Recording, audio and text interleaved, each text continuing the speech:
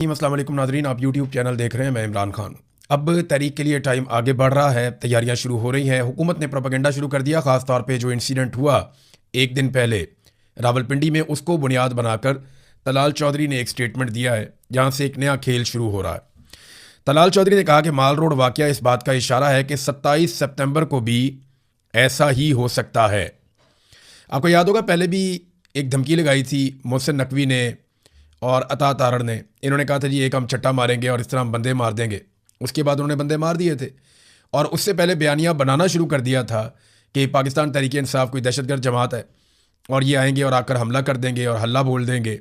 तो 2 साल तक फिर कोई एहतजाज नहीं हुआ और इन 2 सालों में हुकूमत के पास फ्री हैंड था, सारा कुछ हुकूमत के कंट्रोल में था।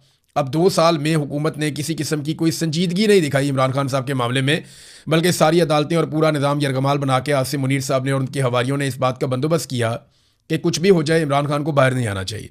अब उनके बाद एहतजाज के अलावा रास्ता कोई नहीं है। तो तलाल चौधरी कह रहे हैं कि जी नफरत और इंतशार की वजह से 9 मई हुआ और इसी वजह से माल रोड का वाक़या पेश आया।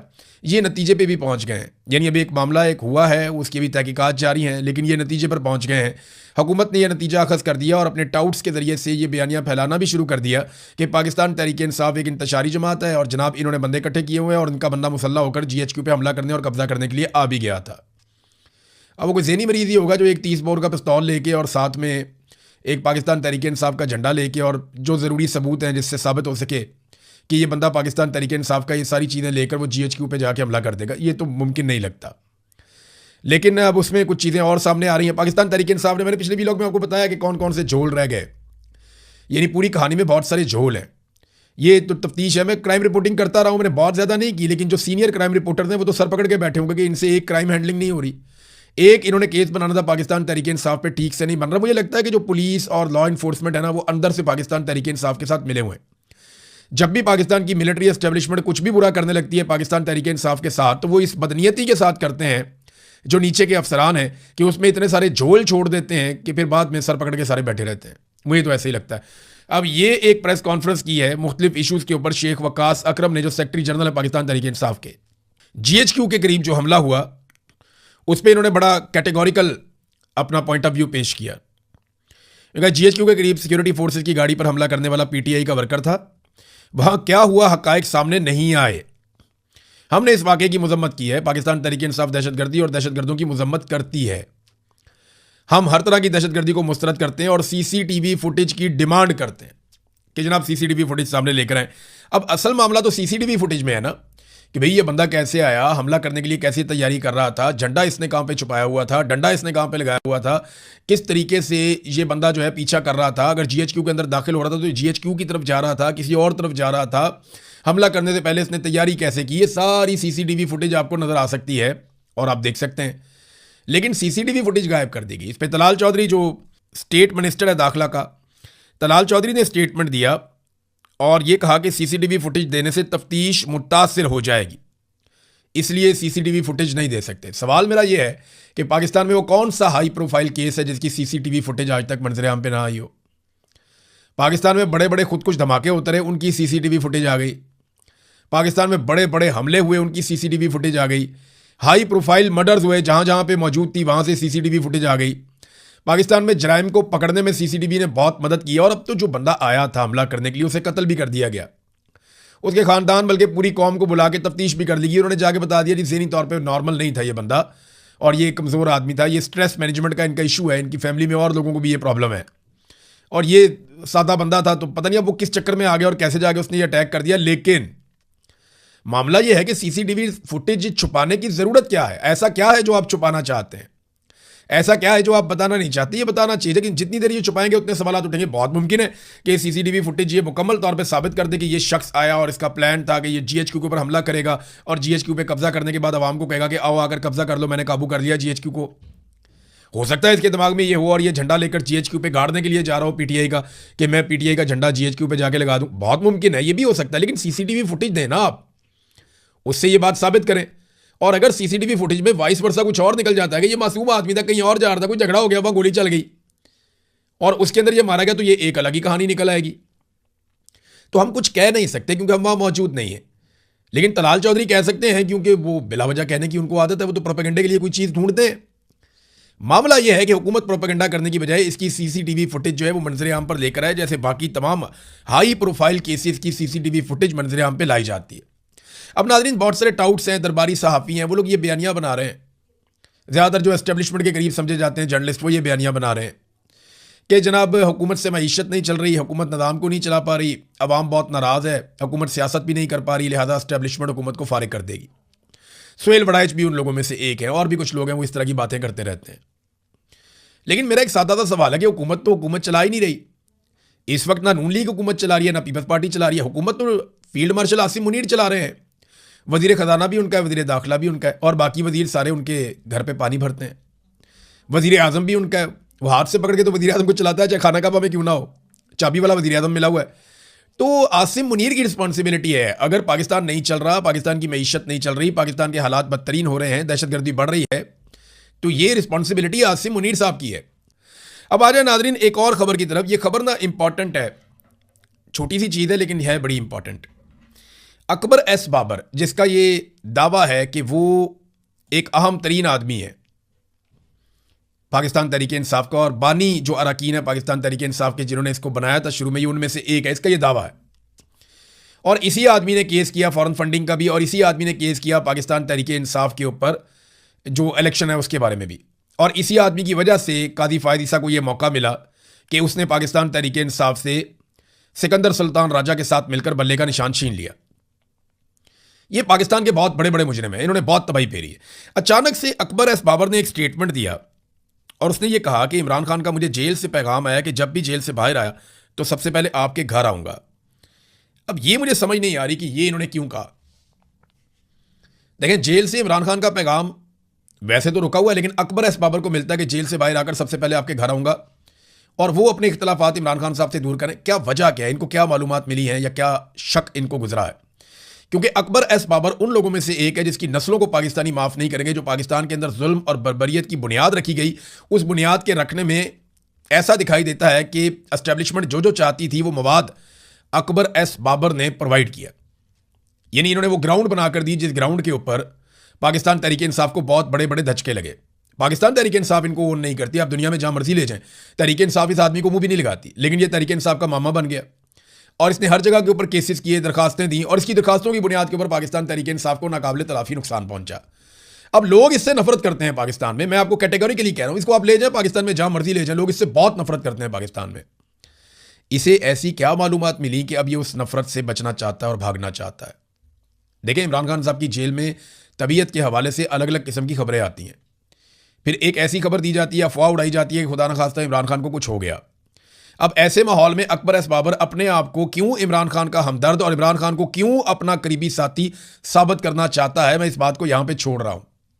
क्योंकि जो कुछ आजकल हो रहा है ना, जिस तरह सुहेल वड़ाइच ने पैंतरा बदला है, जिस तरह कुछ और लोगों ने पैंतरा बदला है, इसी तरह ये जो अकबर एस बाबर ने किया, ये सारी चीज़ें अगर आप प्लस माइनस करके देखें तो कोई पिक्चर अच्छी नहीं बन रही।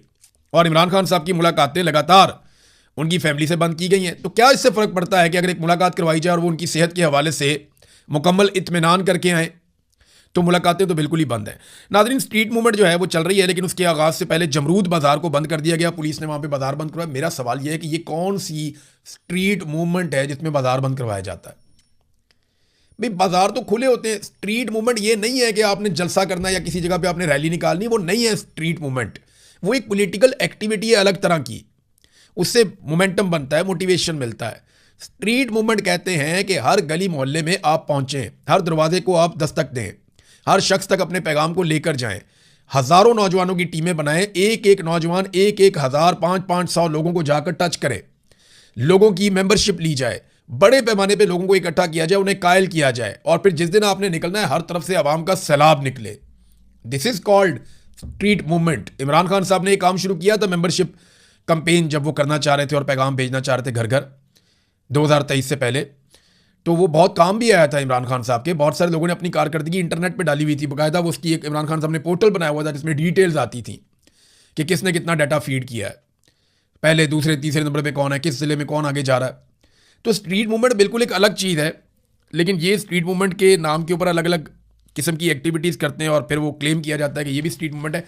नाज़रीन, एक चीज़ मैं आपके साथ शेयर करता हूँ। ये कायम अली शाह साहब, साबिक वज़ीर आला पीपल्स पार्टी के सिंध के, और इनके कारनामे आप सब अच्छी तरह जानते हैं। जरदारी ख़ानदान के बड़े चहीते हैं। उनकी एक बेटी हैं साहबजादी, वो जनाब डॉक्टर निगत शाह उनका नाम है। एक बेटी इनकी एमएनए भी रही। साबिक वज़ीर आला सिंध कायम अली शाह की साहबजादी और जिना सिंध मेडिकल यूनिवर्सिटी की प्रोफेसर डॉक्टर निगत शाह को रिटायर होने से महज एक दिन पहले, यानी वो रिटायर हो रही हैं, रिटायरमेंट से सिर्फ एक दिन पहले, और रिटायर हो जाती है ना तो फिर फारग हो जाती है, नया कॉन्ट्रैक्ट करना पड़ता। लेकिन रिटायर होने से सिर्फ एक दिन पहले सूबाई काबीना के फैसले की रोशनी में 3 बरस के लिए प्रोफेसर मुकर्रर करने की हदायत जारी कर दी गई। और इस सिलसिले में सेक्रेटरी बोर्ड और जामियात अब्बास बलोच ने बाकायदा नोटिफिकेशन भी जारी कर दिया। ये खबर जनाब दी है सैयद मोहम्मद अस्करी ने। आप अंदाजा करें कि इनका पेट ही नहीं भरता, यानी रिटायरमेंट हो गई, ठीक है, अब आप अपने घर जाइए। कोई भी रिटायर नहीं होना चाहता इस मुल्क में। कायम अली शाह साहब तो रिटायर होना ही नहीं चाहते थे। इतने बुरे आदमी थे कि जुल्फ़िकार अली भुट्टो से भी सीनियर थे। भुट्टो शहीद हो गए, लेकिन उसके बाद भी ये बार बार वज़ीर आला बने। अब ये जो कायम अली शाह साहब हैं, इनकी बेटी जो है वो भी रिटायर नहीं होना चाहती, निगर साहिबा। वो रिटायरमेंट से एक दिन पहले सिंध की काबीना ने फैसला किया और उस फैसले की रोशनी में इनको 3 साल के लिए दोबारा से इजाज़त मिल गई। अब आप अंदाज़ा करें कि ये है सूरत हाल पाकिस्तान में निज़ाम तालीम की। एक और ख़बर है नाज़रीन, और वो ख़बर है बिजली के बारे में। सोलर की जो बिजली है, जो लोगों ने सोलर लगाए हुए हैं, उनसे जो बिजली है वो ख़रीदने का जो फ़ैसला किया गया और बेचने का जो फ़ैसला किया गया, वो 2 लाइनों में है क्या। हुकूमत करेगी पता क्या, कि सस्ती बिजली सार्फिन से ख़रीदेगी, जो आम लोग सोलर जिन्होंने लगाया हुआ है।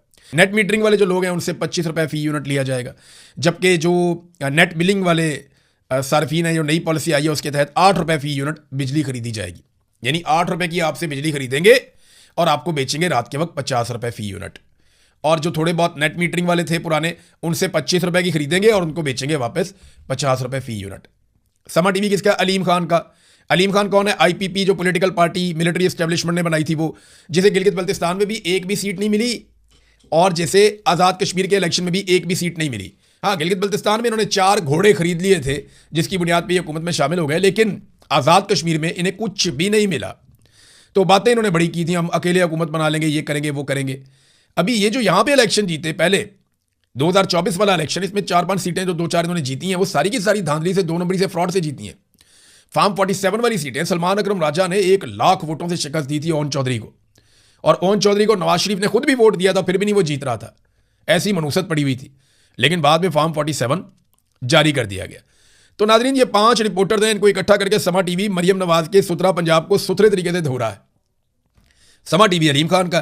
देखें ना, अलीम खान की कैसे जरूरत हो गई कि मरियम नवाज को धोए, हालांकि अलीम खान की अपनी सोसाइटी इलीगल है, वहां पे बहुत सारे काम गैर कानूनी है। इमरान खान साहब के दौर में उनको सख्तियों का सामना भी करना पड़ा, हालांकि वो हुकूमत में थे।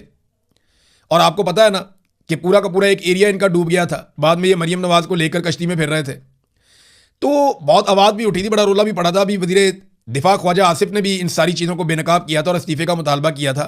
लेकिन आप गौर करें कि मरियम नवाज पे चढ़ दौड़ा अलीम खान का चैनल, और अलीम खान को कुछ भी नहीं कह सकते ये लोग, ना उसकी सोसाइटी को जाके उसका एहतसाब कर सकते हैं, ना गैर कानूनी चीज़ों को चेक कर सकते हैं। वजह यह है कि वो भी बड़े साहब का आदमी है। तो पाकिस्तान में ना मौजें लगी हुई हैं। बहरहाल सुथरा पंजाब तो उड़ गया।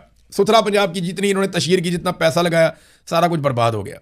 कर्जे ले लेके इन्होंने मुल्क को डबो दिया। जितना कर्जा पाकिस्तान ने 75 साल में लिया ना, उतना कर्जा आसिम मुनीर साहब ने 4 साल में ले लिया। जितना टैक्स हम हमेशा इकट्ठा करते थे, उससे दुगना टैक्स इन्होंने इकट्ठा कर लिया। इसके बावजूद इन्होंने तरक्याती मनसूबे भी बंद कर दिए। जितना आवाम को रिलीफ मिलता था वो भी सारा ख़त्म कर दिया, और कोई नई चीज़ भी पाकिस्तान में ऐसी नहीं बन रही कि हम कहें जनाब पैसा यहाँ पे लग रहा है। तो पैसा जा कहाँ रहा है, इसका जवाब आप इनसे मांगेंगे। ये आप पे गद्दारी का मुकदमा दर्ज करेंगे और आपको जेल के अंदर भेज देंगे, या आपको जान से मार देंगे, या आपको जबरी तौर पे लापता कर देंगे, या सबसे पहले आपको ये कहेंगे ये गद्दार है, ये मुल्क का दुश्मन है, ये हमसे पूछता है कि पैसे कहाँ गए। भाई ये तो आपसे पूरी कौम पूछेगी पैसे कहाँ गए, आपको बताना पड़ेगा। तो नाज़रीन, अब तक के लिए इतनी, अपना ख्याल रखिएगा, अपने इस चैनल का भी। अल्लाह हाफ़िज़।